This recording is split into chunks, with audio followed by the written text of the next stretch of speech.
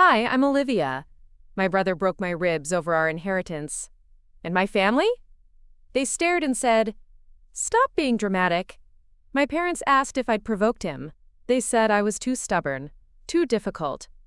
So when he begged for my signature to access his part of the inheritance early, I typed one word: denied. But it didn't start there. Before we jump back in, tell us where you're tuning in from, and if this story touches you, make sure you're subscribed, because tomorrow, I've saved something extra special for you. It started the moment my pain became inconvenient, and silence became the family tradition. Want to know how I got here? I almost didn't go. It was a Thursday when Dad texted me, just 2 days before the family meeting about Grandma's estate. His message was short, oddly formal. "You're welcome to join the discussion if you're free." No exclamation point, no follow-up, just enough to say he offered so no one could claim he didn't. I wouldn't have gone, truly. But then Mom called. "Sweetheart," she said, her voice low, like she was already bracing for an argument. "It would mean a lot if you came. Please don't make things harder than they need to be." That phrase, "don't make things harder," it was practically the family motto when it came to me. So I said yes, not for Dad or my brother, but for Mom. The house was exactly as I remembered. The faded blue shutters, the creaking porch steps, the scent of Mom's lavender candles that never quite masked the mustiness of the place. Nothing had changed, not really. Just like the dynamics inside, I parked behind my brother Marcus's shiny new truck, a purchase he couldn't afford but somehow justified. I sat in my car for an extra minute, breathing deeply, preparing myself for what was coming. Through the window, I could already see them gathered in the dining room. Dad at the head of the table, Mom to his right, my brother to his left. The holy trinity of family politics. When I finally walked in, the conversation halted. 3 sets of eyes turned to me with varying degrees of expectation and judgment. "You're late," Marcus said, checking his Rolex, another extravagance he couldn't afford. "Traffic." I lied. I hadn't been stuck in traffic. I'd been sitting outside, gathering courage. Dad gestured to the empty chair across from Marcus. "We were just getting started. Grandma's lawyer sent over the paperwork." I nodded, taking my seat. The table was covered with documents: the will, property deeds, bank statements. Grandma had been meticulous about her affairs, a trait I'd inherited, and Marcus had not. Mom pushed a cup of tea toward me. "How are you, honey? The hospital keeping you busy?" Before I could answer, Marcus snorted, playing nurse while the rest of us do real work. I bit my tongue. 8 years of medical school, a residency, and countless overnight shifts as an ER doctor didn't qualify as real work to my investment broker brother, who mostly lived off commissions and family loans. Dad cleared his throat. "Let's focus. According to the will, the house goes to your mother and me. The stocks and bonds are to be split equally between you two. And the land, that's the complicated part. The land. 40 acres of prime real estate that had been in Grandma's family for generations. What was once rural farmland was now bordered by expanding suburbs. Developers had been circling like vultures even before Grandma passed. What about it?" I asked, reaching for one of the papers. Dad glanced at Marcus before answering. "Grandma's will specifies that the land can't be sold for 10 years after her death. She wanted it preserved as long as possible." I nodded. That sounded like Grandma. She'd loved that land, had taught me about every wildflower and tree that grew there. "But," Dad continued, "there's a clause that allows for early sale if both beneficiaries agree in writing. The proceeds would be split equally."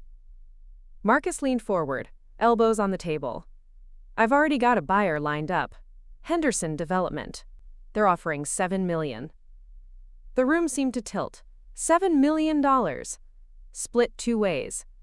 "You've been talking to developers?" Grandma's nutty. I looked at each of their faces, expectant, already decided. They'd had this conversation before I arrived. They were just waiting for my signature. "I need time to think about it," I said finally. Marcus scoffed. "What's there to think about? It's over $3 million each. It's Grandma's wishes, I replied. She wanted the land preserved. For 10 years, Dad interjected, unless both of you agree otherwise. It's right there in the will.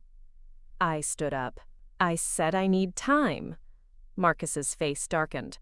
We don't have time. Henderson needs an answer by the end of the week. That's not my problem.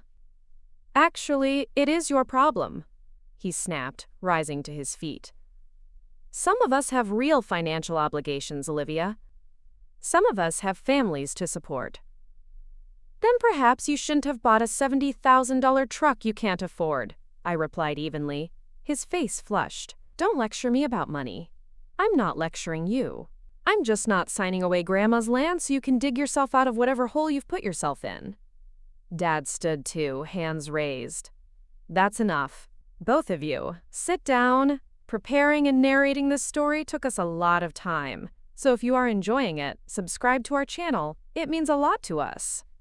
Now back to the story. But Marcus wasn't finished. He circled the table toward me, finger pointed accusingly. You always do this. You always think you know better than everyone else. Little Miss Perfect, with her doctor coat and her principles. I stood my ground. This isn't about me being perfect. This is about respecting Grandma's wishes.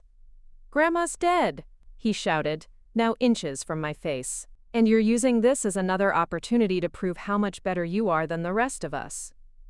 Marcus, Mom pleaded, please calm down. But he was too far gone, lost in whatever resentment he'd been nurturing for years. You think you're so special because you save lives and volunteer at that homeless clinic. Meanwhile, I'm the one who's been here, helping Mom and Dad, showing up for family dinners, while you're too busy playing hero. I work 80-hour weeks, I said, my voice rising despite my best efforts. I'm sorry if that means I miss the occasional Sunday roast. Exactly. It's always about you, isn't it? Your career, your choices, your precious time.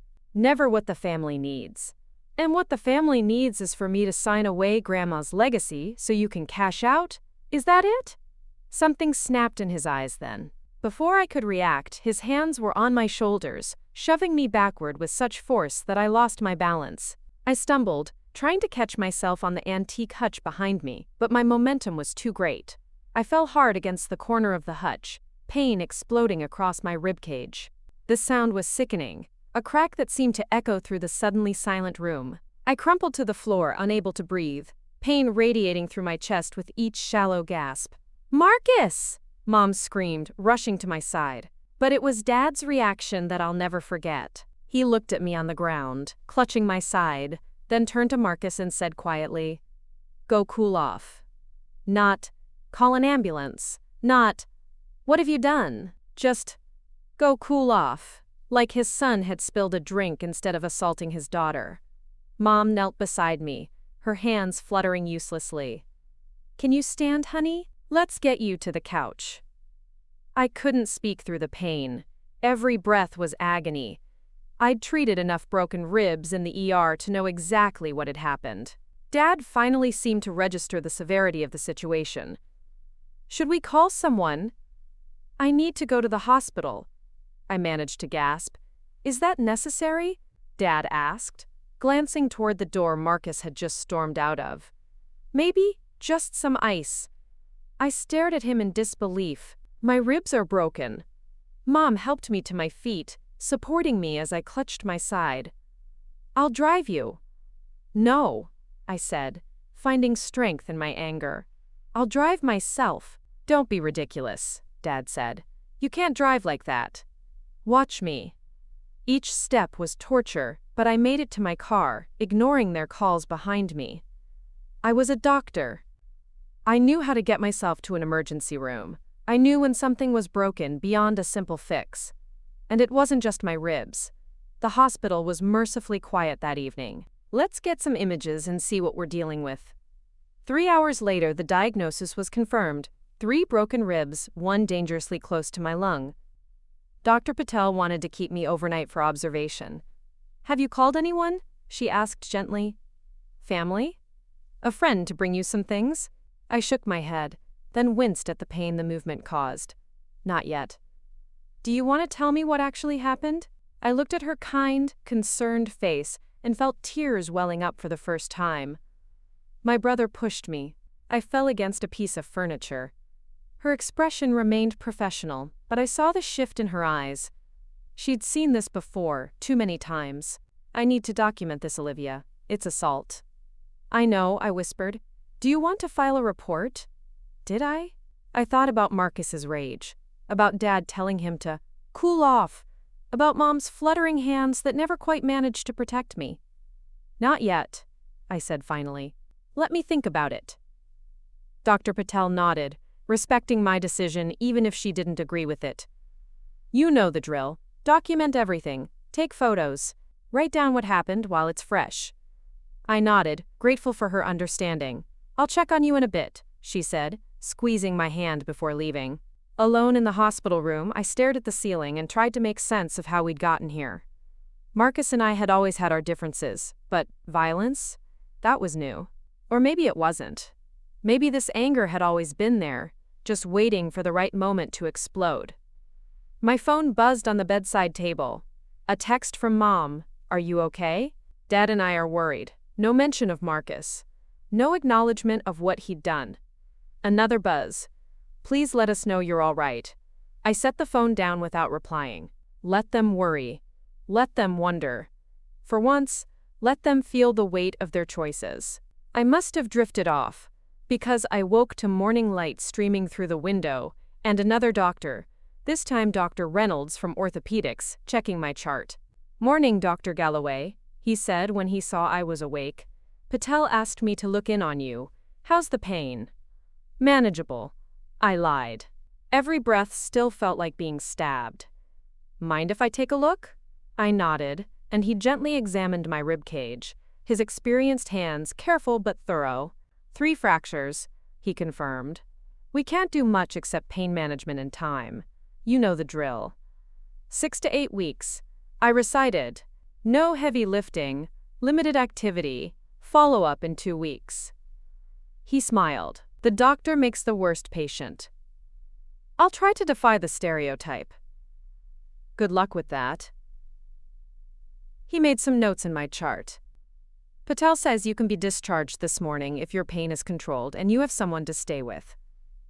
I hesitated. I lived alone in my small apartment near the hospital. There was no one. I'll be fine on my own, I said. Dr. Reynolds gave me a skeptical look. You sure about that? Those first few days can be rough. I'm sure. He didn't push it. All right, I'll start the discharge papers. Take it easy, Olivia. When he left, I checked my phone again. 6 missed calls from Mom. 2 from Dad. 1 text from Marcus. I'm sorry. I lost my temper. Sorry. Like that fixed everything. Like that erased the fact that my 35-year-old brother had shoved me hard enough to break 3 ribs. Like that made up for my parents' reaction. I didn't reply to any of them. By noon, I was back in my apartment, a prescription for painkillers in my bag, and strict instructions to rest. I eased myself onto the couch, trying to find a position that didn't hurt. There wasn't one. The silence of my apartment pressed in around me. No distractions, no patients to focus on, just pain, and the echo of yesterday's confrontation playing on repeat in my mind. My phone buzzed again. Mom, calling for the 7th time, I finally answered. Olivia? Thank God, we've been so worried. Where are you? Her voice was high with anxiety. I'm home, I said flatly. Home? The hospital released you? How bad is it? Do you need anything? 3 broken ribs. And no, I don't need anything. There was a pause then. Marcus feels terrible. He didn't mean, don't? I cut her off. Don't you dare make excuses for him. He's your brother, Olivia. He loves you. Is that what you call it? Love? He broke my ribs, Mom. Another pause. It was an accident. You fell. I laughed, then gasped at the pain it caused. I fell because he shoved me. That's not an accident. That's assault. You've always had a flair for the dramatic, sweetheart. Just stop. I don't want to hear about poor Marcus and his stress. I don't want to hear about how I'm being dramatic. I have 3 broken ribs. I could have punctured a lung. This isn't a disagreement, Mom. This is serious. Silence stretched between us, heavy with unspoken words. Finally, she said, "What do you want me to say, Olivia? I want you to acknowledge what actually happened. I want you to hold your son accountable for once in his life instead of making excuses for him. He said he was sorry. And that makes it okay?" "Of course not, but nothing. He assaulted me, and you and Dad did nothing. You didn't even take me to the hospital. You said you would drive yourself. Because neither of you offered." Dad was more concerned about Marcus cooling off than whether his daughter had internal injuries. She sighed, that familiar sound of exasperation that always made me feel like I was asking for too much. "This isn't productive, Olivia. When you've calmed down, we can talk about how to move forward, as a family." "I'm perfectly calm," I said, "and I know exactly how I'm moving forward." "What does that mean?" "It means I'm done, Mom. Done being the difficult one, the dramatic one, the inconvenient one. I'm done being told my pain doesn't matter." "No one is saying your pain doesn't matter, sweetheart." "But they were. They always had been." "I have to go," I said. "I need to rest." "Olivia, please." I hung up, set the phone on silent, and closed my eyes against the tears threatening to fall. I wouldn't cry. Not for them. Not anymore. Outside my window, the city hummed with life. People going about their day, unaware of the seismic shift that had just occurred in my world. Cars honked, a dog barked, somewhere a child laughed. Life continued. And so would I, but on my own terms now. I reached for my laptop, ignoring the pain that shot through my side at the movement. I had a letter to write. And a phone call to make. One that would change everything. I lay in my apartment for 3 days, drifting in and out of consciousness. Pain medication dulling my senses, but never quite eliminating the sharp ache with each breath. The blinds stayed closed. Dishes piled up. I existed in a fog of painkillers and betrayal, replaying that moment over and over. The rage in Marcus's eyes, the crack of my ribs against the hutch. Dad's calm "go cool off" as I gasped for air on the floor. My phone buzzed constantly until the battery died. I didn't bother charging it. What was there to say that hadn't already been said? Their concern now felt like an afterthought, a performance to ease their guilt, rather than genuine worry for my well-being. On the 4th morning, I forced myself to shower, wincing as the water hit my bruised torso. The mirror reflected a stranger, hollow-eyed, pale, with an angry purple-green bruise spreading across my left side like a watercolor gone wrong. I took a picture, methodical and clinical. Evidence, just as Dr. Patel had suggested. In the kitchen, I managed to make toast and coffee, small victories that left me exhausted. My apartment felt different somehow, no longer the sanctuary I'd created, but just another place where I was alone with my pain. A knock at the door startled me.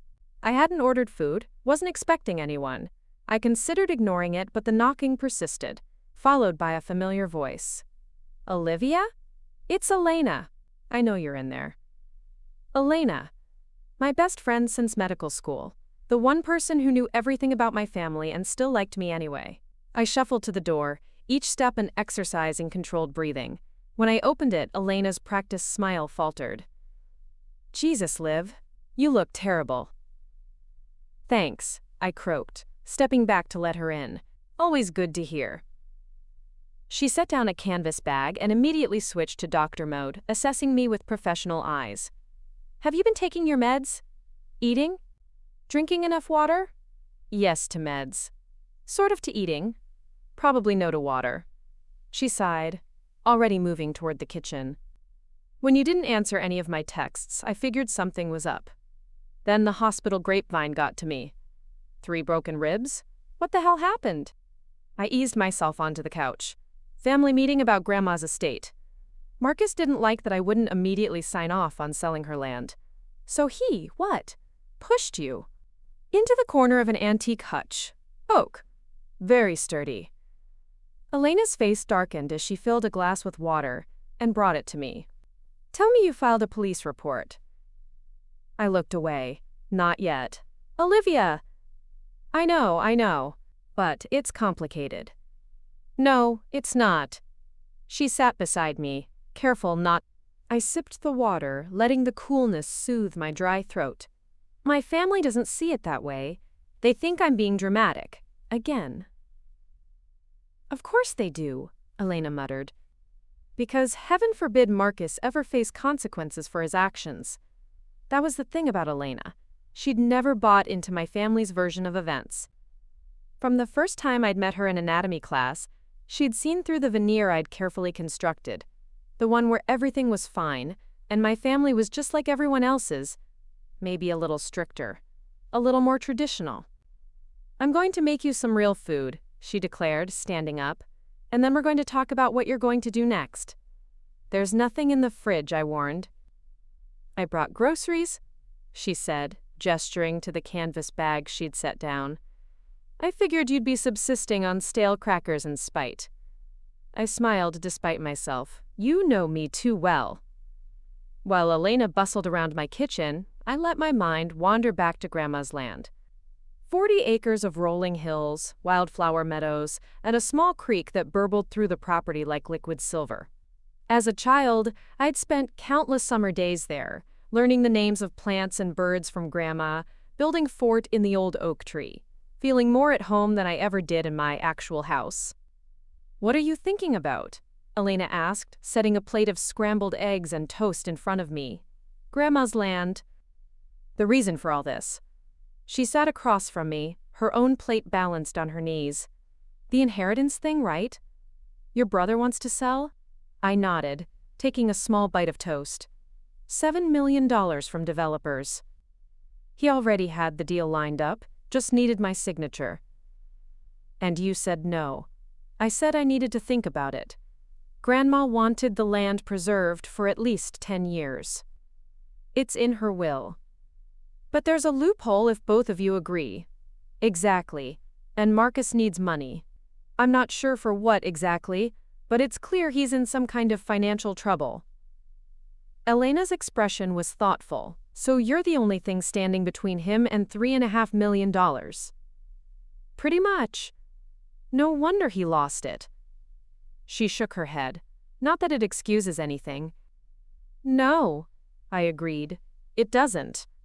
We ate in comfortable silence for a while, the simple act of proper food doing more for my spirits than I'd expected. Elena had always been like this, practical, direct, showing love through action rather than words. Have they been calling? She asked finally. Non-stop. At least until my phone died. I gestured to the black screen on the coffee table. She picked it up and plugged it into a charger. You should at least let them know you're alive. Then you can go back to ignoring them. They know I'm alive. Mom called the hospital after I hung up on her. Classic boundary violation. That's their specialty. The phone lit up as it began to charge, notifications flooding the screen. 27 missed calls. 42 text messages. 3 voicemails. Elena whistled. Someone's popular. Or someone's feeling guilty. I countered. I scrolled through the texts without opening them. Moms were increasingly desperate. Please call us. We're worried sick. Why are you doing this to us? Dads were briefer, more commanding. Call your mother. This silence is childish. Marcus had sent only 2. I'm sorry. I lost control. And then, 12 hours later. We need to talk about the land. Still business first, apology second. The voicemails were all from Mom, her voice progressively more tearful. The latest had come in just an hour ago. Olivia, please. We're worried sick. Your father wants to come check on you, but I told him to give you space. Marcus is beside himself. He never meant to hurt you, you know that. Please just let us know you're okay. I set the phone down, suddenly exhausted. They still don't get it. They never will, Elena said gently. Not unless you make them. What does that mean? She leaned forward, eyes intense. It means you have choices here, Liv. Real ones. You can file a police report. You can get a restraining order. You can refuse to sign anything related to that land. You can cut contact if that's what you need. You don't have to keep playing by their rules. Her words hung in the air between us, dangerous and liberating. I don't know if I can do that. After she left, promising to return tomorrow with more food and moral support, I sat alone in the growing darkness of my apartment. My ribs throbbed in time with my heartbeat, a persistent reminder of what had happened, of what my family was capable of. Elena was right. I had choices. For perhaps the first time in my life, I truly understood that. I picked up my phone and opened my email. There, still unread in my inbox, was a message from Grandma's lawyer, sent the day before she died. I'd been too busy with hospital shifts to open it, and then too grief-stricken after her passing to remember it existed. Subject: confidential. Regarding your grandmother's estate.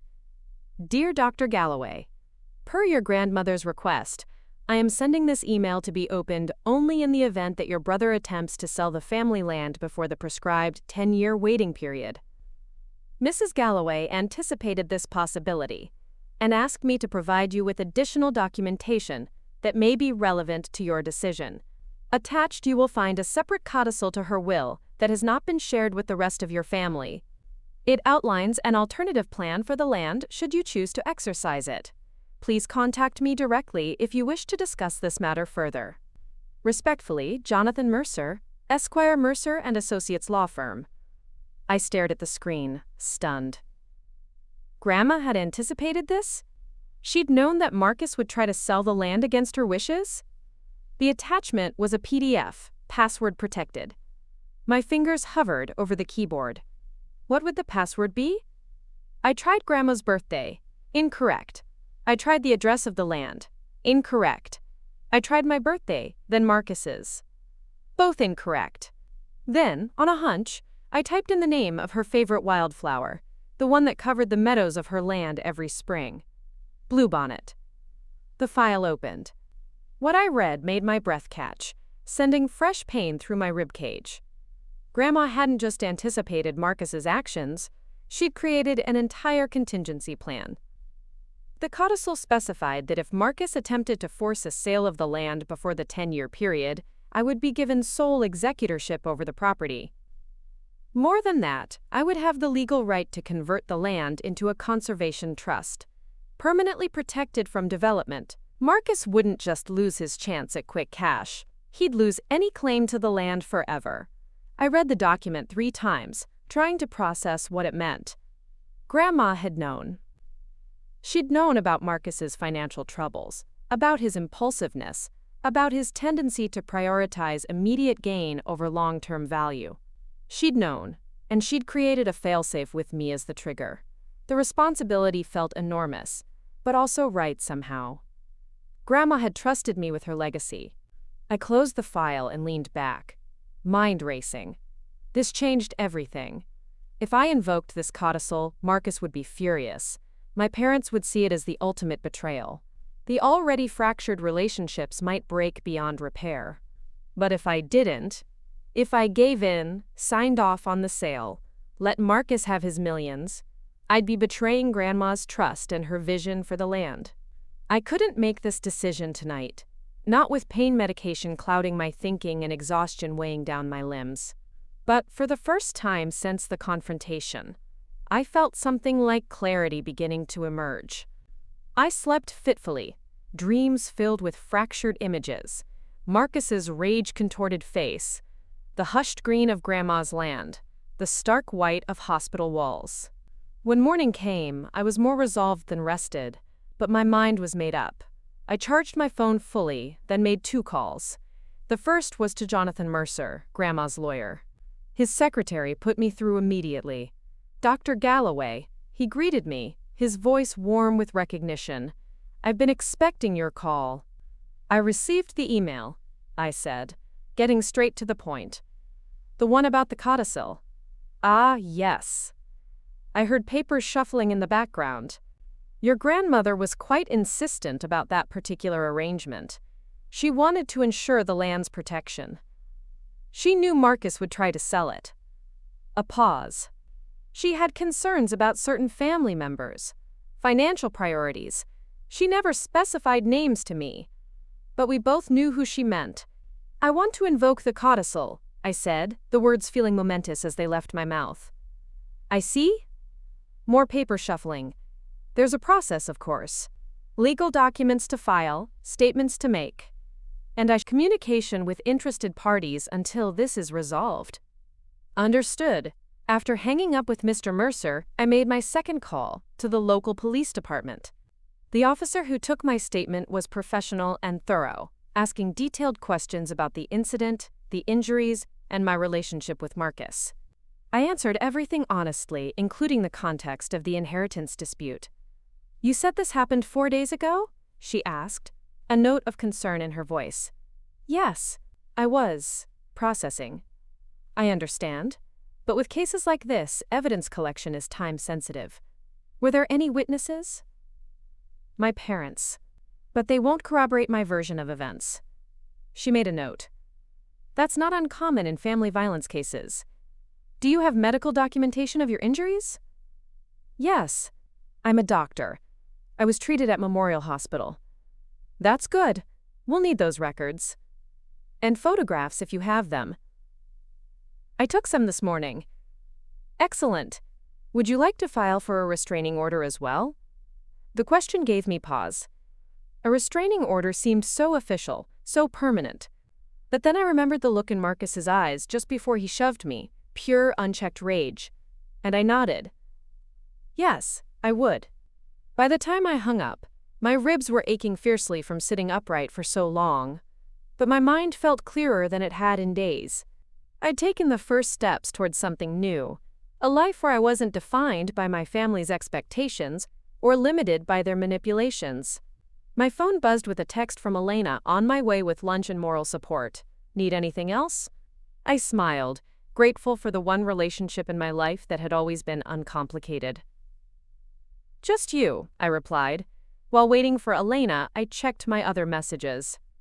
There were several from the hospital administration asking about my medical leave and when I might return.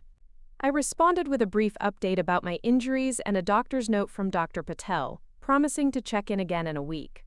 Then, steeling myself, I opened the most recent text from Mom. "Your father and I are coming over today at 3. We need to talk. This has gone on long enough." The presumption that they could simply announce their arrival, that I would naturally be available and willing to see them, was so typically them that I almost laughed. They still didn't understand that things had changed. I texted back, "I won't be home. Do not come over without invitation again." Her response was immediate. "This isn't like you, Olivia. We're worried." I didn't bother replying. She was right about one thing. This wasn't like me. The old Olivia would have acquiesced, would have let them come over, would have listened to their excuses and rationalizations. The old Olivia would have eventually forgiven without apology, would have signed the papers to keep the peace, would have swallowed her pain to make room for everyone else's convenience. But that Olivia had been shoved into an antique hutch and left gasping on the floor. This new version had 3 broken ribs and a spine of steel. My phone rang. Dad's number. I let it go to voicemail but listened to the message immediately. "Olivia, this is ridiculous.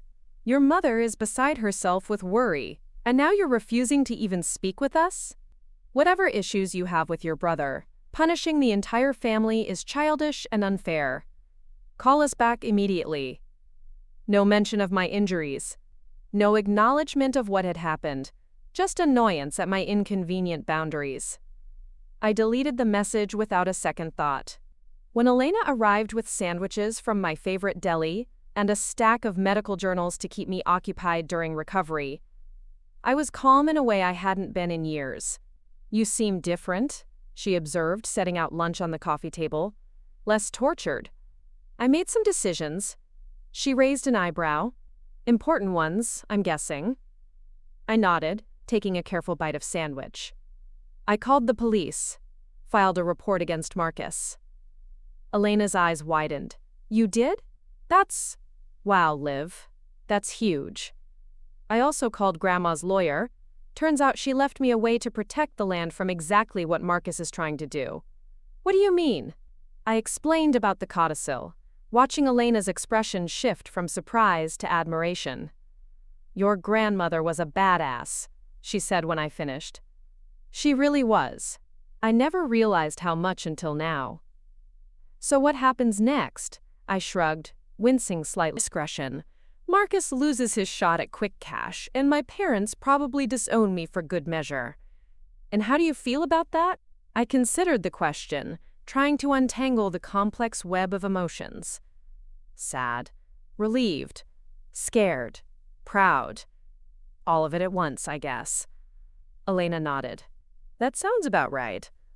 We ate in companionable silence for a while, the weight of my decisions settling around me like a new coat, heavy but fitting. My parents texted that they're coming over at 3. I said finally. I told them not to. Do you think they'll listen? Number. They never do. Want me to stay? I can play bouncer. I smiled at the image of Elena, 5'4" and perpetually smiling, physically blocking my parents from the door. Thanks, but no. This is something I need to handle. You sure? Those ribs aren't fully healed. I'm sure. Besides, this isn't going to get physical. My parents prefer emotional warfare. Elena looked unconvinced but didn't push it. Call me if you need backup. I mean it. Anytime. After she left, I spent the next hour preparing mentally, emotionally, physically. I took a shower, dressed in clean clothes, and arranged myself on the couch with a cushion, supporting my injured side. I set a glass of water and my pain medication within easy reach. I plugged in my phone and set it to record, then hid it partially under a magazine on the coffee table. At precisely 3:02 p.m., the doorbell rang. I took a deep breath, ignoring the stab of pain it caused, and called out, "It's open." The door swung wide, revealing Mom and Dad standing shoulder to shoulder like a united front. Mom's face was drawn with worry, Dad's set in grim determination. They looked older somehow, as if the past few days had aged them too. "Olivia!" Mom breathed, rushing forward. "Oh, sweetie, we've been so worried." I held up a hand to stop her before she could embrace me. "Please don't touch me. My ribs are still healing." She froze, hurt flashing across her face. I know, but I need space right now. Physical space. Dad closed the door behind them, his gaze sweeping critically around my apartment. "You could have returned a phone call." "No, hello. No, how are you feeling?" Just immediate criticism. "I needed time," I said simply. Mom perched on the edge of the armchair opposite me, hands clasped tightly in her lap. "We understand that, honey. It's been a difficult time for everyone. But shutting us out isn't the answer." "What is the answer, Mom? Pretending nothing happened? Making excuses for Marcus like you always do?" Dad's jaw tightened.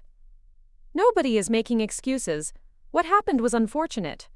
But dragging it out like this isn't helping anyone." "Unfortunate?" I repeated, incredulity rising in my voice. "Is that what we're calling assault now? An unfortunate incident?" "It wasn't assault," Mom said quickly. "It was a family disagreement that got out of hand." I reached for my phone, pulled up the photos I'd taken of my bruises, and held the screen toward them. This is what out of hand looks like. 3 broken ribs, bruising across my entire left side, pain every time I breathed too deeply. Mom looked away, unable to face the evidence. Dad's expression remained stony. "What do you want us to say, Olivia? That Marcus was wrong? Fine. He was wrong, he shouldn't have pushed you. But you've always known how to push his buttons. You've always been stubborn when it comes to family matters." There it was, the inevitable pivot to how I was somehow responsible for my own assault. I was stubborn, I agreed, about honoring Grandma's wishes for her land. That's all. "It's not just about the land," Mom interjected. "It's about family unity. Working together instead of against each other." "Family unity," I echoed. "Is that what you call it when your son puts your daughter in the hospital and you do nothing?" Dad's face flushed with anger. "That's not fair. We called, we texted, we tried to come see you. After I dragged myself to the hospital. After I spent a night under observation. After I came home to an empty apartment with no help. You told us you didn't need help. And you believed me? When I could barely stand? When I was obviously injured?"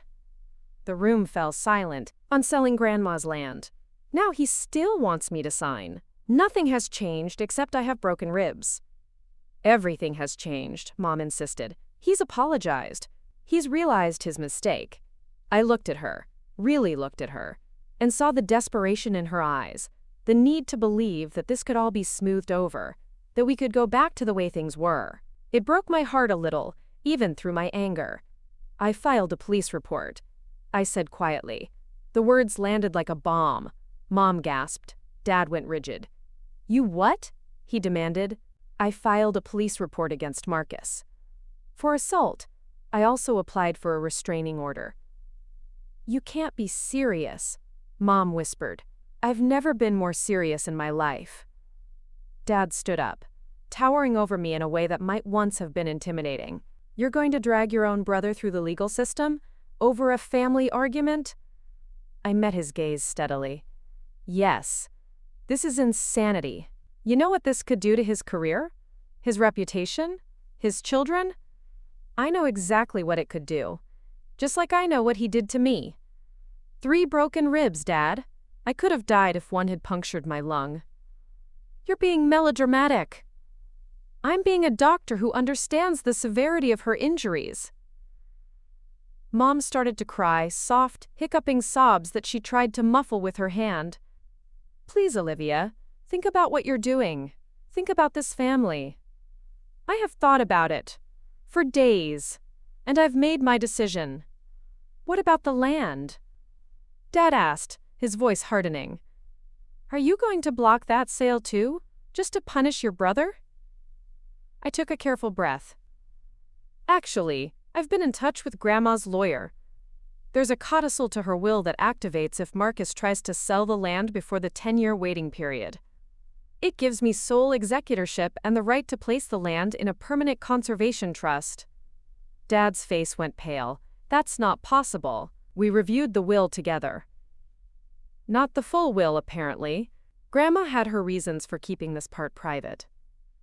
You're lying, he said, but there was a flicker of uncertainty in his eyes. Call Jonathan Mercer if you don't believe me. He has all the documentation. Mom's crying increased, her shoulders shaking. Why are you doing this to us? After everything we've done for you? The question hung in the air, so genuine in its bewilderment that I almost pitied her. She truly didn't understand. I'm not doing anything to you, Mom. I'm protecting myself. I'm honoring Grandma's wishes. And I'm finally setting boundaries that should have been in place years ago. Boundaries. Dad scoffed. That therapy talk doesn't belong in families. That's exactly where it belongs. He shook his head, disgust evident in every line of his face. I don't recognize you anymore. Good, I said quietly. Because I don't recognize myself either. And that's a positive change. They left shortly after, Mom still crying, Dad stone-faced and silent. They made no further attempts to change my mind, perhaps finally recognizing the futility. As the door closed behind them, I felt a curious mixture of grief and liberation. An ending and a beginning wrapped together in one painful package. I reached for my phone and stopped the recording. Then I texted Elena.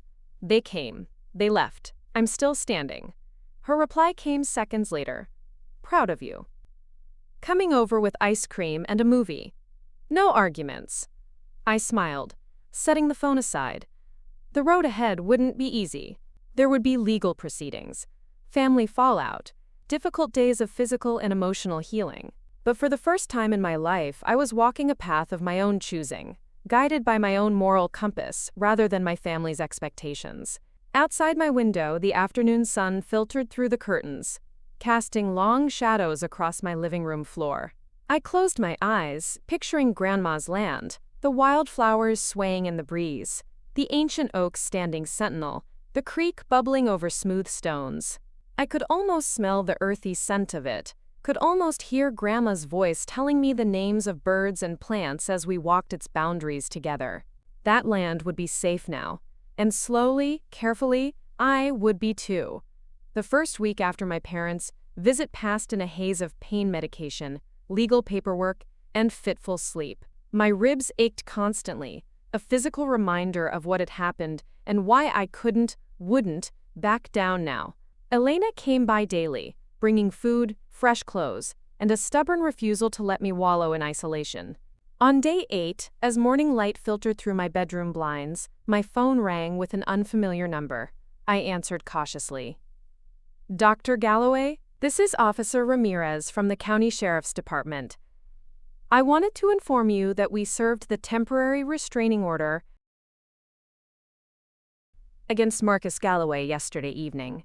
A weight I hadn't realized I'd been carrying lifted slightly from my chest. "Thank you. How did he react?"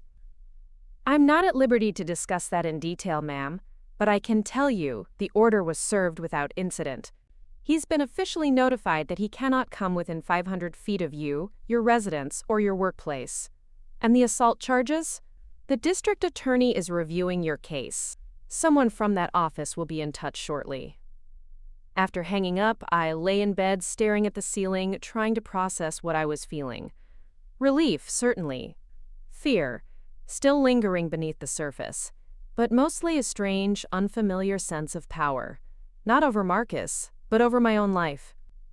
For the first time, I had set a boundary and backed it with real action, not just words that could be ignored or manipulated. My phone buzzed with a text from a number I didn't recognize. "This is Marcus. I know I'm not supposed to contact you, but I need to talk. Please." My heart raced, thumb hovering over the screen. I should report this. The restraining order prohibited any contact, including text messages. But curiosity gnawed at me. What could he possibly want to say now? Before I could decide, another text came through. "I understand if you're angry, but this isn't just about me anymore. Dad had a heart attack last night." The world tilted. I sat up too quickly, pain shooting through my side, breath catching in my throat. Dad? A heart attack? It couldn't be true. It had to be a manipulation tactic, a desperate attempt to get me to drop the charges, to make me feel guilty. But what if it wasn't? With shaking hands, I called the main hospital across town, where Dad would likely have been taken.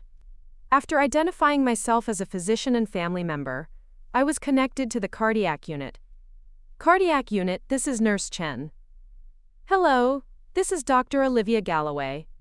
I'm calling to inquire about a patient. Robert Galloway. He would have been admitted last night with a cardiac event." A pause, the sound of typing.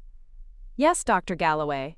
Mr. Galloway was admitted at 11:42 p.m. with an acute myocardial infarction. He's currently in stable condition following stent placement." My medical training took over, asking the right questions automatically while my emotions struggled to catch up. "Anterior wall MI. 85% blockage in the LAD. Single stent placed. Currently stable. Prognosis good, barring complications." It was real. Dad had actually had a heart attack. And no one had called me. Not Mom, not the hospital, no one. I thanked Nurse Chen and hung up, mind racing. This changed things, didn't it? Family rallied in times of medical crisis. It was what people did. It was what I had always done. But as I sat there, phone clutched in my hand, a realization dawned slowly, painfully. If the situation were reversed, if I had been the one in the hospital, would they have rallied for me? Had they rallied for me when I had 3 broken ribs? The answer was clear. They hadn't even taken me to the ER. I texted back to Marcus. "I know about Dad. Just spoke to his nurse. Glad he's stable. But please don't contact me again. It violates the restraining order." Then I took a screenshot of the exchange and forwarded it to Officer Ramirez with a brief explanation. I wouldn't be manipulated, not even by a genuine family emergency. Later that day, I forced myself to shower and dress in real clothes for the first time in over a week. The bruising on my side had faded to a sickly yellow-green, but breathing still sent sharp pains through my chest. I moved slowly, carefully, like an old woman navigating an unfamiliar space. As I was making tea, my phone rang again. Jonathan Mercer, Grandma's lawyer. "Dr. Galloway." He greeted me, voice brisk but kind. I wanted to update you on the status of the Conservation Trust. I settled onto a kitchen stool, cradling the phone. Please do. The paperwork has been filed. Per your grandmother's codicil, control of the land has been transferred solely to you, with the stipulation that it be placed in a conservation trust within 30 days. I've already begun that process with the Environmental Land Trust Association. And Marcus? My parents? They've been officially notified of the change in ownership status. Your brother's attorney has already reached out to contest the codicil, but frankly, their position is weak. Your grandmother's wishes were clear and legally binding. I nodded, forgetting he couldn't see me. What happens next? To happen. She'd prepared for it, created a legal shield to protect what she loved most. I wondered if she'd known how much it would cost me personally, my relationship with my family, my sense of belonging, perhaps even my identity as a daughter and sister. But then, maybe she'd understood something I was only beginning to grasp, that the price of integrity is high, but the cost of abandoning it is even higher. That evening, as I was half-heartedly picking at a frozen dinner Elena had stocked in my freezer, my doorbell rang. I froze, fork midway to my mouth. No one was supposed to come by today. Elena was on shift at the hospital. My neighbors rarely visited. I approached the door cautiously, checking the peephole. Mom stood in the hallway, shoulders slumped, looking smaller somehow than I remembered. My first instinct was to open the door, to let her in, to comfort her. My second was to back away, to protect myself from whatever manipulation might be coming. I compromised, opening the door but remaining firmly in the threshold, blocking entry. "Mom," I said, my voice neutral, "you should have called first." Her eyes were red-rimmed, exhaustion etched into every line of her face. "I didn't think you'd answer." She wasn't wrong. "How's Dad?" I asked, softening slightly. "Stable. They're keeping him for observation another day or two." She looked down at her hands, twisting her wedding ring nervously. "He asked for you." The words were a sucker punch, designed to hit me right in my deepest insecurities. Had he really asked for me, or was this another attempt to leverage my sense of family duty? "I'm still healing," I said, gesturing to my side. "The doctor recommended limited activity." "I understand." She didn't sound like she did. "But perhaps a short visit? It would mean so much to him." "I'll think about it." She nodded, clearly expecting this response. "There's something else. Marcus told me he texted you about Dad." "He did, which violated the restraining order." Her face hardened slightly. "He was trying to inform you about a family emergency. He could have asked you to call me, or the hospital could have contacted me directly, as next of kin. There were options that didn't involve breaking a legal order. This legal order, as you call it, do you have any idea what it's doing to him? To his children? The neighbors talk. His colleagues have questions. His reputation?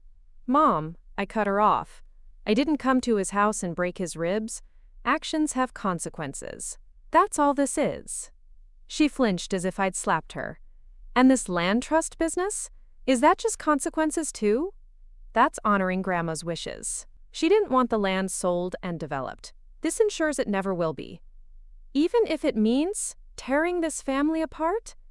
I leaned against the doorframe, suddenly exhausted. "The family was torn apart the moment Marcus put his hands on me and you and Dad did nothing." "We did nothing?" she repeated incredulously. "We called, we texted, we came to see you." After I was already hurt. After I had dragged myself to the hospital alone." She shook her head, eyes filling with tears. "I don't recognize you anymore, Olivia. This hardness, this cruelty. It's not you." "Maybe it is now," I said quietly. "Maybe it has to be." She left shortly after. No resolution reached, no reconciliation achieved. I closed the door behind her, heart heavy but resolve unchanged. This was the price of standing my ground, watching my mother walk away in tears, knowing my father lay in a hospital bed, understanding that my brother's rage had irrevocably altered the landscape of our family. But there was no going back now. Only forward, into whatever came next. The next morning, I woke to an email from the hospital administration, checking on my recovery and asking about my return to work timeline. I responded honestly, physically improving but not yet ready for the demands of ER shifts. They were understanding, extending my medical leave another 2 weeks with full pay. The compassion from my workplace stood in stark contrast to my family's response, a fact that wasn't lost on me. As I was making coffee, my phone rang. "Elena." "Hey," I answered, cradling the phone against my shoulder. "Hey yourself, how are you feeling today?" "Better, I think. The sharp pain is less frequent." "Good. Listen, I'm calling about something specific. I just finished a shift in the cardiac unit." My hand stilled on the coffee pot. And I saw your dad. He's doing well. Stable. Should be discharged tomorrow." "That's good." A pause. "He asked about you, Liv. Wanted to know if I'd seen you, how you were doing." I swallowed. "Lot. That you need space." "How did he react?" "He seemed subdued, not angry, just sad. Mentioned something about wishing things could be different." I sank into a kitchen chair, emotions swirling. "Did Mom tell you to call me?" "God, no. She barely acknowledges my existence. You know how she feels about our friendship." That was true. Mom had always viewed Elena with suspicion, as if her influence had been what turned me from a compliant daughter into someone with opinions and boundaries. "I'm not telling you what to do," Elena continued. "See him, don't see him. That's your call. I just thought you should know he was asking about you." After we hung up, I sat with my cooling coffee, torn between competing impulses. The dutiful daughter in me wanted to rush to the hospital, to sit by Dad's bedside, to play the role I'd been assigned since childhood.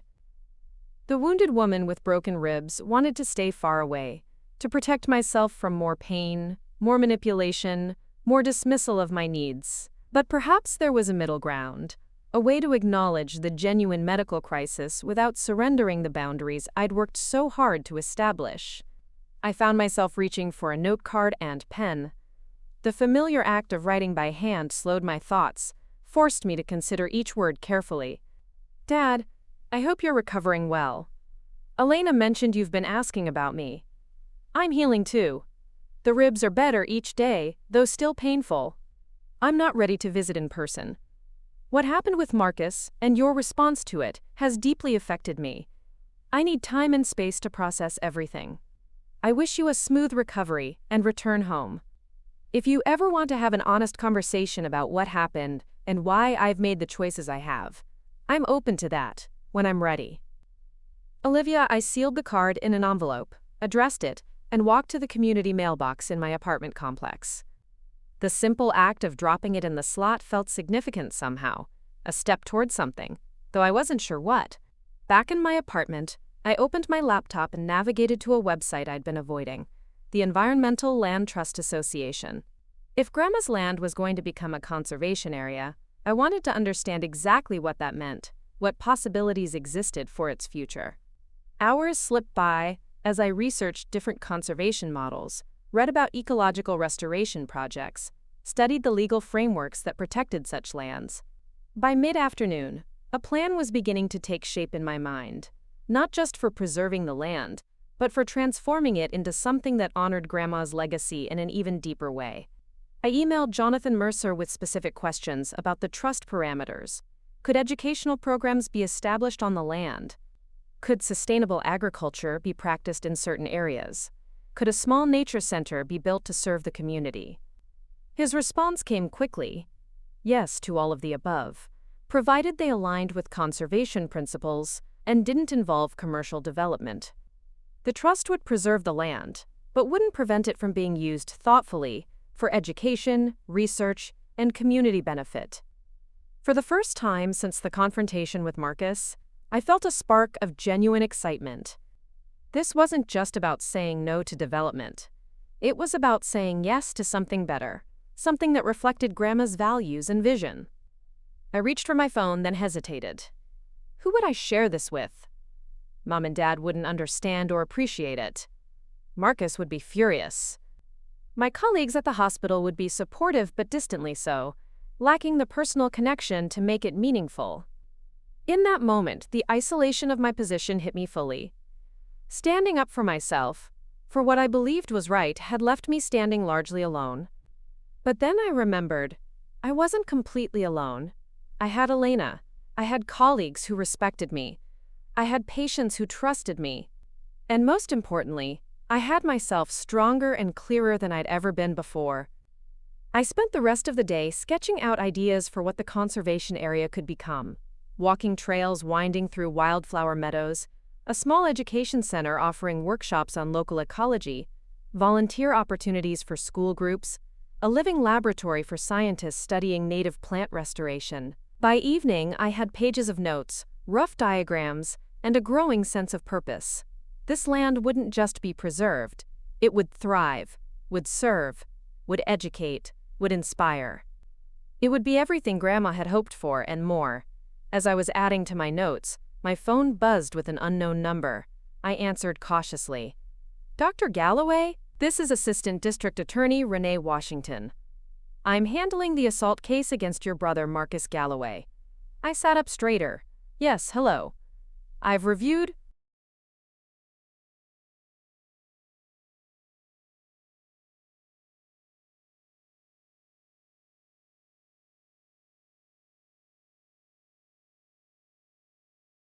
"The evidence, including your medical records and statement.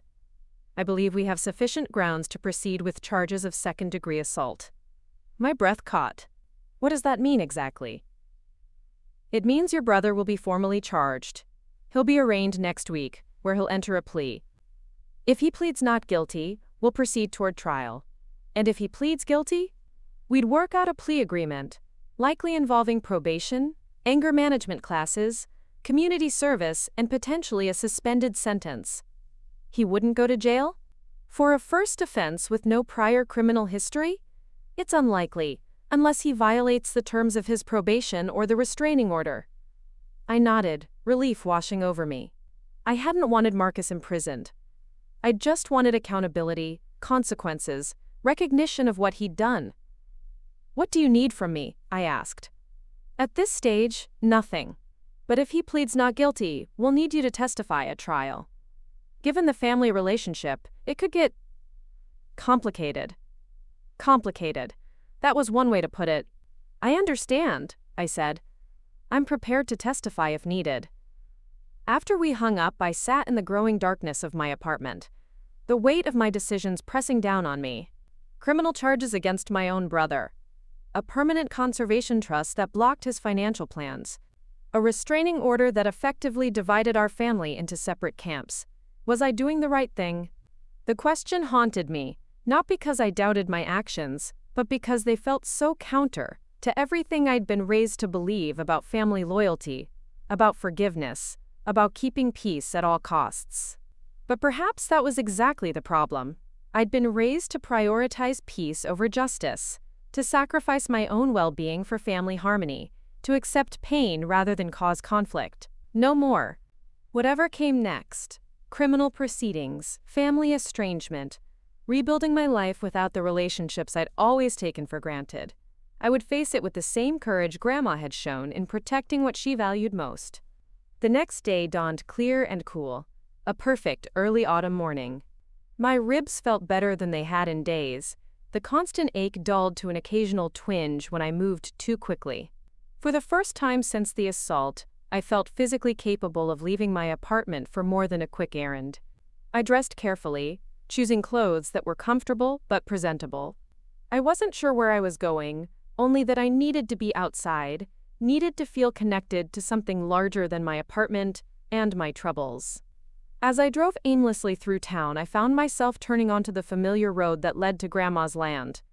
I hadn't been there since her funeral 3 months ago, hadn't trusted myself to face those memories while still raw with grief, but today felt different. Today I was ready to see what I was fighting to protect. I parked at the old gate, the one that had always stood open during Grandma's lifetime, but now bore a simple no trespassing sign, a temporary measure until the conservation trust was finalized. The key was still where she had always kept it, hidden in a small metal box attached to the fence post, secured by a combination lock that opened to her birthday. The familiar click as the lock opened brought a rush of memories. Summer afternoons chasing butterflies through meadows, winter mornings tracking animal prints in fresh snow, Grandma's patient voice naming each bird by its call.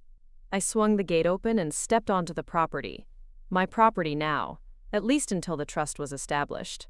The gravel path crunched beneath my feet as I walked, breathing in the scent of earth and grass and wildflowers.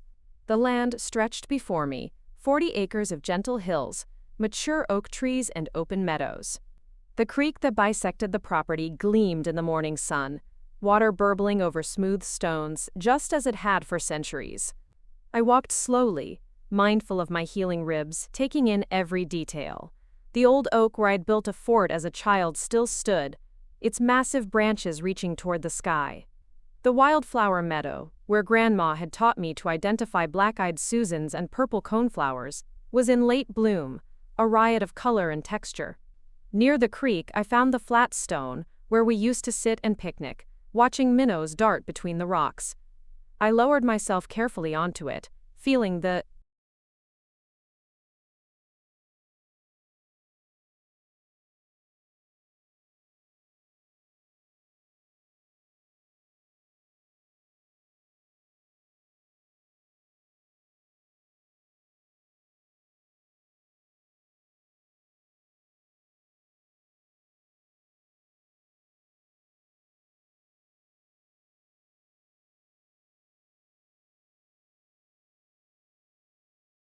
sun-warmed surface beneath my palms. "I'm doing the right thing," I said aloud, needing to hear the words in this place. "Aren't I, Grandma?" Only the wind answered, rustling through the trees. But in that gentle sound, I found a kind of peace, a certainty that transcended my doubts. This land deserved to be protected. Grandma's vision deserved to be honored. And I deserved to stand firm in my convictions, regardless of the cost. I sat by the creek for nearly an hour, letting the rhythms of nature wash over me. The pain in my ribs seemed to recede here, as if the land itself offered a kind of healing that hospitals and medications couldn't provide. When I finally rose to leave, I felt lighter somehow, more certain of my path forward. The Conservation Trust wasn't just about saying no to development. It was about saying yes to preservation, to education, to a legacy that would outlive all of us. As I walked back to my car, phone service returned, bringing with it a flurry of notifications. Among them was a text from an unfamiliar number. "This is Dad. New phone from hospital. Read your card. When you're ready, I am too. For an honest conversation." I stared at the message, surprised by the simplicity of it, the lack of pressure or guilt. Perhaps the heart attack had shifted something in him, had created an opening for change. Or perhaps this was just another manipulation, more subtle than the others, but manipulation nonetheless. Time would tell. And for now, time was what I needed, to heal physically, to strengthen emotionally, to build a life guided by my own moral compass rather than family expectations. I drove home slowly, windows down, the scent of Grandma's land still clinging to my clothes. Whatever came next, difficult conversations, legal proceedings, rebuilding relationships, or accepting their end, I would face it with the quiet strength I'd found today, sitting by a creek on land that would now be protected forever. The broken ribs would heal. The family might never be the same. But I was becoming someone new, someone who honored boundaries, who stood firm in her convictions, who understood that true strength sometimes meant walking away rather than giving in. And for today, that was enough. 3 months after Marcus had shoved me into the antique hutch, I returned to work at the hospital. The physical pain had subsided, my ribs healed enough that deep breaths only occasionally reminded me of what had happened. The emotional wounds were another matter, still tender, still healing, but no longer raw and bleeding as they had been. My first day back in the ER felt like stepping into a familiar river that had somehow changed course. Everything looked the same. The bustling nurses, station, the rhythmic beep of monitors, the controlled chaos of trauma cases and routine complaints mingling in the waiting room. But I was different, fundamentally altered by what I'd lived through. "Dr. Galloway." The charge nurse greeted me with a warm smile. "Welcome back. We missed you." Simple words, but they landed with unexpected weight. During my absence, I'd received countless texts and emails from colleagues, checking in, offering help, expressing support. Their concern had been genuine, uncomplicated by the twisted family dynamics I'd been navigating. "Thanks, Denise," I said, returning her smile. "It's good to be back." And it was. As I moved through my shift, checking on patients, reviewing charts, performing the familiar routines of emergency medicine, I felt something long missing slide back into place. A sense of competence, of purpose, of being exactly where I was meant to be. Here, in this space, I wasn't defined by my family's expectations or disappointments. I wasn't the difficult daughter or the stubborn sister. I was Dr. Galloway, trusted by my colleagues, needed by my patients, valued for my skills and judgment. Near the end of my shift, I treated a young woman with a sprained wrist. A minor injury by ER standards, but she was clearly upset, tears streaming down her face as I gently examined her arm. "I'm sorry," she whispered, wiping her eyes with her good hand. "It's not even that bad. It was my boyfriend. We were arguing and he grabbed me. I pulled away, fell wrong." I paused, meeting her gaze. "Has he hurt you before?" She looked down. "Not physically. He gets angry, throws things sometimes, punches walls. But he's never... he didn't mean to hurt me." The words echoed with painful familiarity. He didn't mean to. It was an accident. "Why are you making such a big deal about it?" "I understand," I said carefully, continuing my examination. "But intentional or not, he caused you harm. That matters. He'll apologize. He always does." "I'm sure he will." I reached for a brace, measuring it against her slender wrist.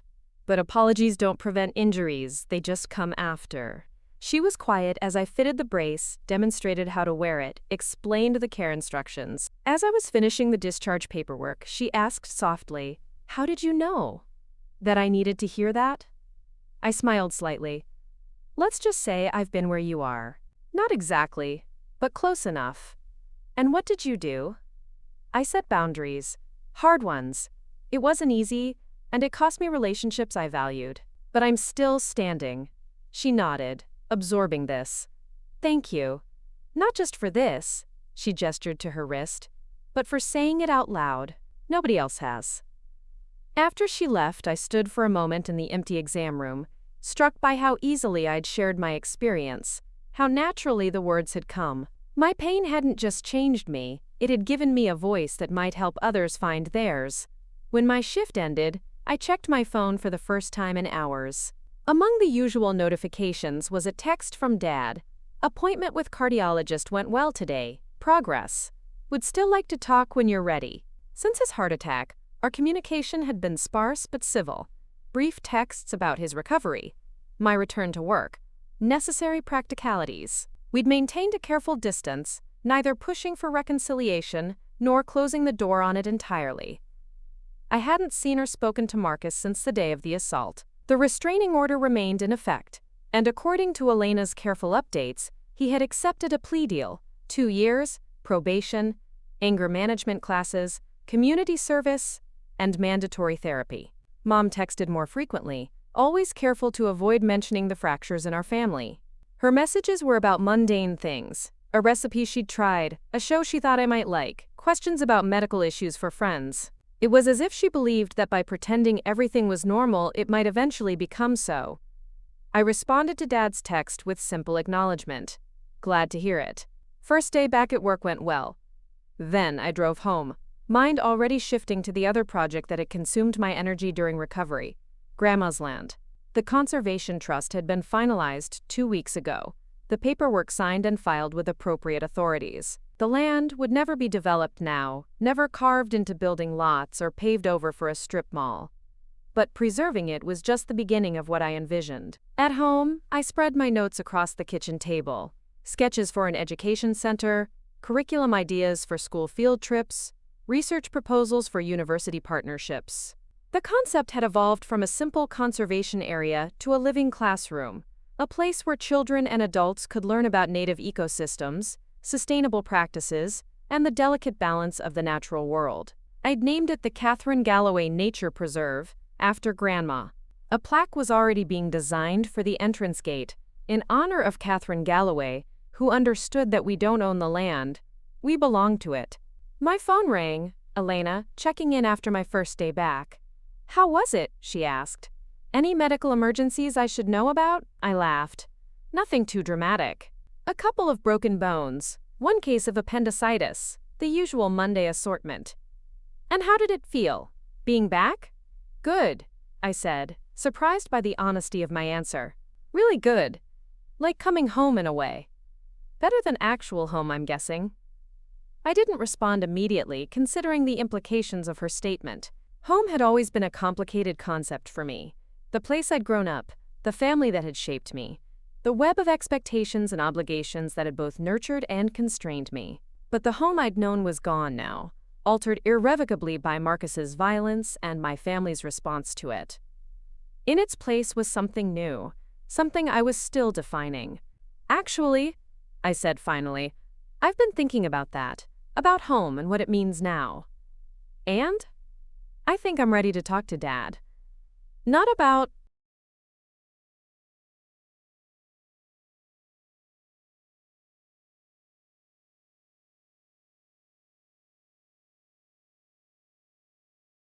reconciliation necessarily, but about clarity.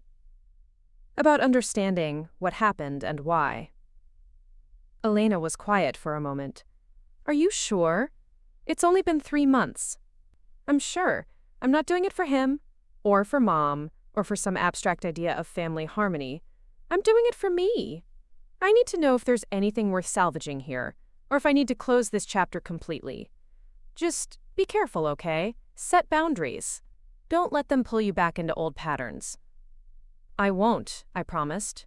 "I'm not the same person they knew. I can't be anymore." After we hung up, I sat with a decision, testing it for doubt or hesitation. Finding none, I texted Dad. "I'm ready for that conversation. This Saturday, 2 p.m. at the coffee shop on Main. Just you and me." His response came quickly. "I'll be there." The rest of the week passed in a blur of work shifts, nature preserve planning, and occasional bouts of anxiety about the upcoming meeting. What did I hope to gain? What would I say? What if nothing changed? But beneath the anxiety was a steady certainty. Whatever happened with Dad, with Mom, with Marcus, I would be okay. I had survived the worst they could do to me. I had set boundaries and enforced them. I had found purpose beyond family approval. I would continue to stand, regardless of the outcome of Saturday's conversation. When the day arrived, I chose my outfit carefully, not to impress, but to remind myself of who I had become: professional, confident, self-possessed. I arrived at the coffee shop 10 minutes early, selected a table near the back with a clear view of the door, and ordered a cappuccino. Dad arrived exactly on time, looking older than I remembered. The heart attack had taken its toll. His face was thinner, his movements more measured, a certain vitality diminished. But his eyes were the same, that particular shade of blue that I'd inherited, now regarding me with a mixture of caution and hope. "Olivia," he said, sliding into the seat across from me. "Thank you for agreeing to meet." I nodded, not trusting my voice immediately. The sight of him, familiar yet altered, had triggered a complex wave of emotions: love, anger, disappointment, concern. "You look well," he continued, ordering a black coffee from the server who approached. "The hospital treating you okay?" "Yes," I said, finding my footing in the practical question. "It's been good to be back. Busy, but good." He nodded, and silence fell between us. Not comfortable as it might once have been, but not hostile either. Just the quiet of two people trying to find their way across damaged terrain. When his coffee arrived, he wrapped his hands around the mug, as if drawing strength from its warmth. "I've been thinking about what to say to you. I've had a lot of time to think, these past months." "And what did you come up with?" He took a deep breath. "I failed you. That day, with Marcus. And before that, in ways I'm only starting to understand." The words were not what I had expected. No justifications, No minimizing, no shifting of blame. Just a simple acknowledgement of failure. Yes, I said quietly. You did. He nodded, accepting this. The heart attack, it changes your perspective, forces you to look at what really matters, what you've taken for granted. I've been thinking about patterns, about how we raise our children, about what we teach them through our actions and inactions. I sipped my cappuccino, waiting. This new, reflective version of Dad was unfamiliar territory. Your mother and I, we were raised a certain way. Family above all. Loyalty no matter what. Keep problems private. When Marcus started showing that temper as a teenager, He paused, searching for words. We contained it, made excuses, taught him that his anger was somehow special, different, something to be accommodated rather than addressed. And taught me that my safety was secondary to his feelings, I added. He winced but didn't deny it. Yes, we did that. I did that. I never saw it that way until I was lying in that hospital bed, wondering if I'd die without ever making things right with you. I felt a flicker of empathy, quickly followed by wariness. Near-death perspective shifts were common, but they didn't always translate into lasting change. And now? I asked. What do you see now? I see that we created this. All of it. The way Marcus believes he's entitled to what he wants, consequences be damned. The way you learn to carry everyone's burdens but your own. The way your mother still can't face hard truths, still believes that if we just pretend hard enough, everything will be fine. He shook his head, a gesture of self-recrimination that seemed genuinely felt. I see a family broken by patterns none of us had the courage to break, until you did. The acknowledgement.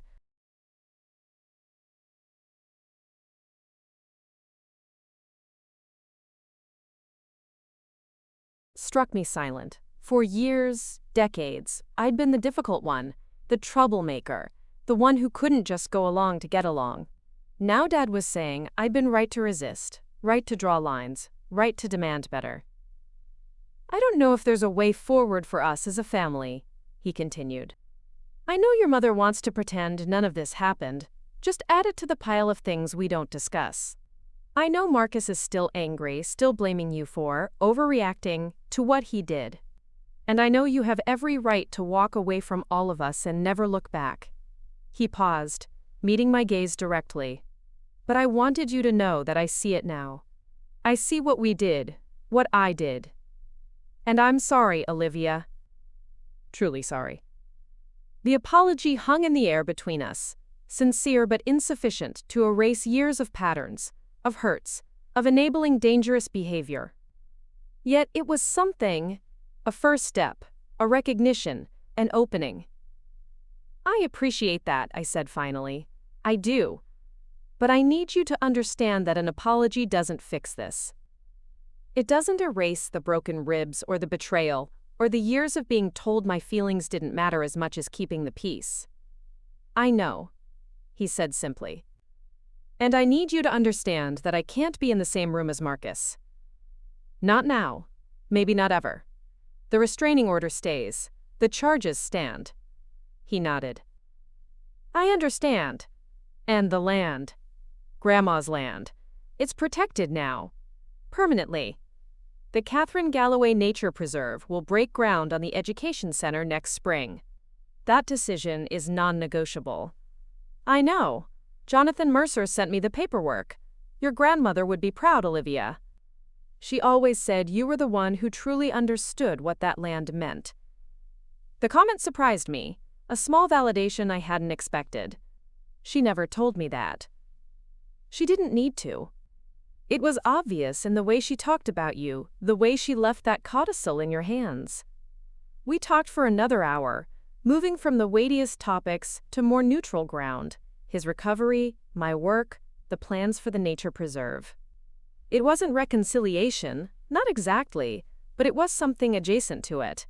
A clearing of air, a stating of truths, an acknowledgement of reality without the usual filters of family mythology.